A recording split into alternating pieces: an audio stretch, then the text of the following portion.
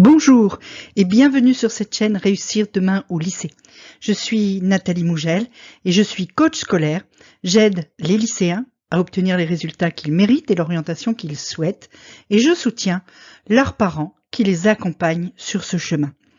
Aujourd'hui, actualité oblige, on va parler de la rentrée scolaire qui a lieu maintenant dans 2 petites semaines et les enjeux de cette rentrée au lycée.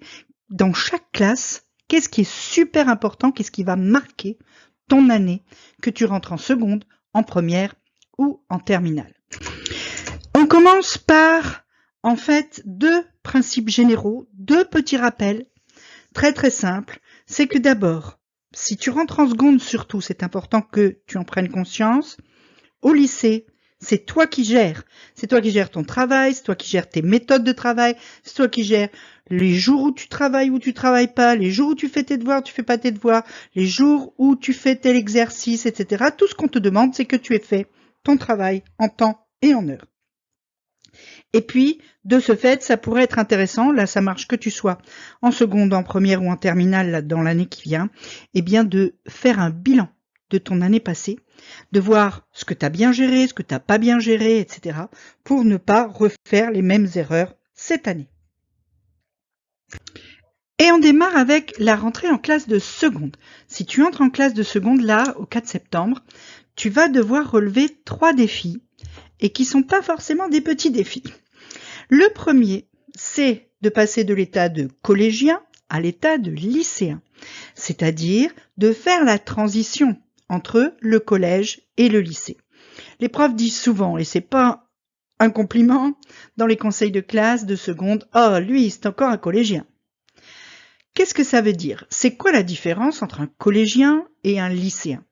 Un lycéen, c'est quelqu'un qui, au contraire du collégien qui a toujours besoin qu'on lui dise « pour demain tu fais ça, attention, faut apprendre la leçon », un lycéen, c'est quelqu'un qui est autonome dans son travail, qui est capable d'organiser son planning, de faire ses devoirs en temps et en heure sans qu'il y ait toujours quelqu'un qui vienne lui dire « attention, tu dois apprendre ta leçon, tu dois faire ci, tu dois faire là ».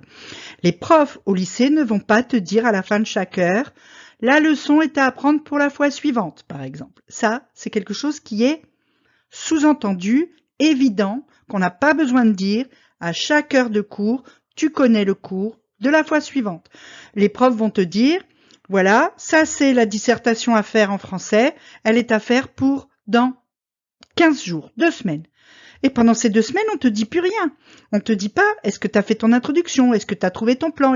Non, c'est toi qui organises ton travail de façon à ce que dans 2 semaines, tu puisses rendre ta dissertation.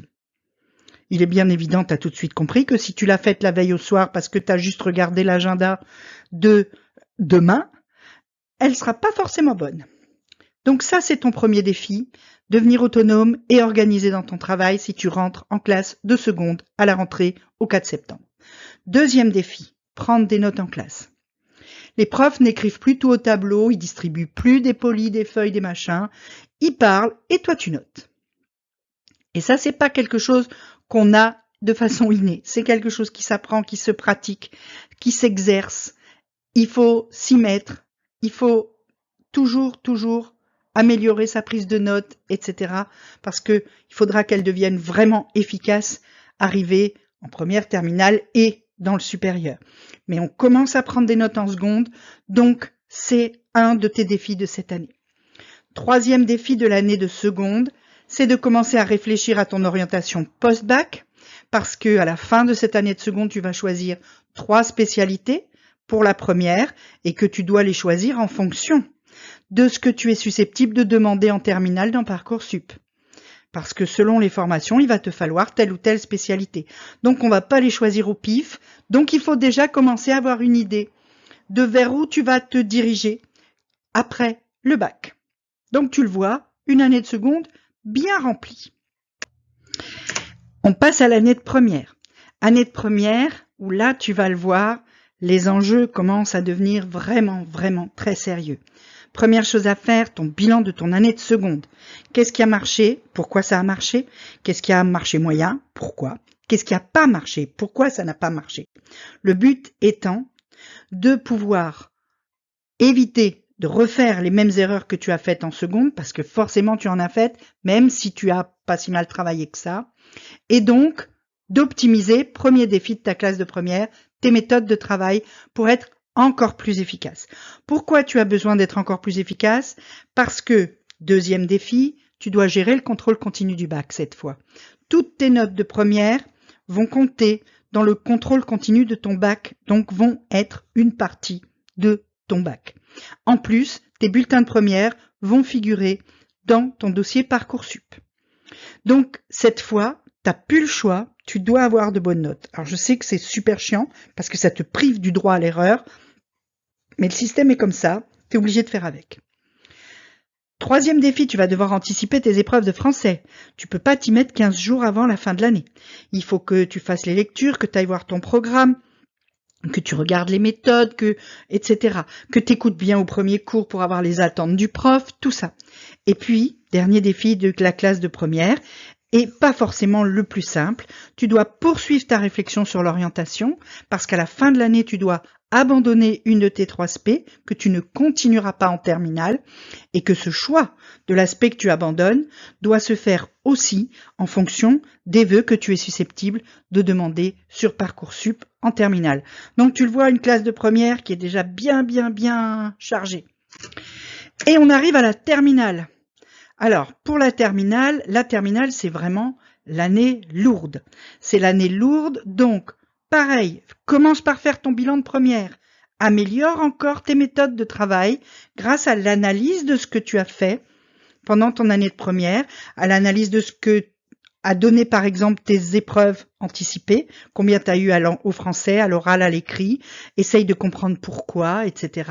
Analyse tout ça. Et puis, ensuite, puisque tu as optimisé tes méthodes de travail, tu vas pouvoir à nouveau gérer ton contrôle continu. Là encore, toutes les notes comptent pour le bac.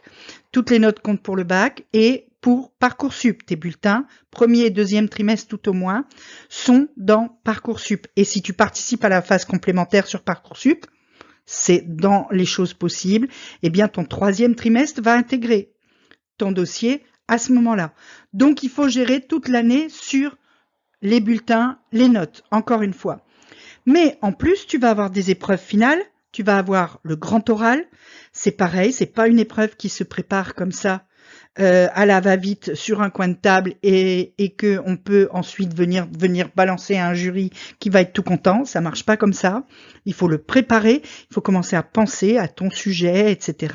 dès le début de l'année, de façon à pouvoir accumuler de la data tout au long de l'année et que au moment où tu vas vraiment te mettre à le préparer, tu aies déjà une bonne partie des recherches faites.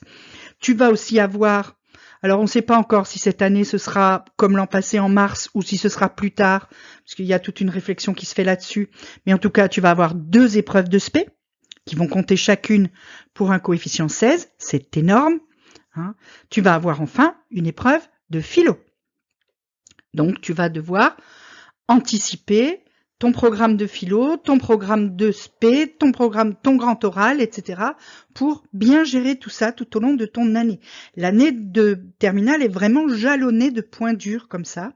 Le dernier de ces points durs étant la procédure Parcoursup que tu vas devoir gérer après avoir finaliser ta réflexion sur l'orientation, décider ce que tu veux faire plus tard et ensuite bien gérer toutes les rubriques pour te donner le plus de chances possible d'être pris là où tu veux aller après ton bac. Donc tu le vois, là c'est pour la classe de terminale, c'est vraiment un gros morceau. C'est vraiment très important de la réussir et donc dès la rentrée d'être prêt et de t'y mettre tout de suite parce que tu le vois bien, contrôle continu, bulletin dans Parcoursup, que ce soit en première ou en terminale. Si tu commences l'année par quelques mauvaises notes parce que tu te l'es un peu coulé douce les premières semaines, et ben après tu vas courir derrière toute l'année. Toute l'année, tu vas courir après ces mauvaises notes que tu auras eues. Et ça, c'est pas vraiment une bonne solution. Si tu m'écoutes avant le 30 août, je propose la semaine prochaine aux gens qui me suivent un challenge de 21 jours pour réussir sa rentrée scolaire. Il te suffit de t'inscrire à mes mails et tu pourras ensuite adhérer à ce challenge t'inscrire, rejoindre et réussir ta rentrée. En attendant, si tu as une question, tu peux me la poser en commentaire, je vais te répondre. Tu peux aussi cliquer les liens en description justement pour t'inscrire à mes mails ou pour me suivre sur Instagram où je donne plein de conseils et où je réexpliquerai aussi ce challenge de 21 jours pour réussir le lycée. En attendant, petit pouce bleu, petit abonnement, petite cloche.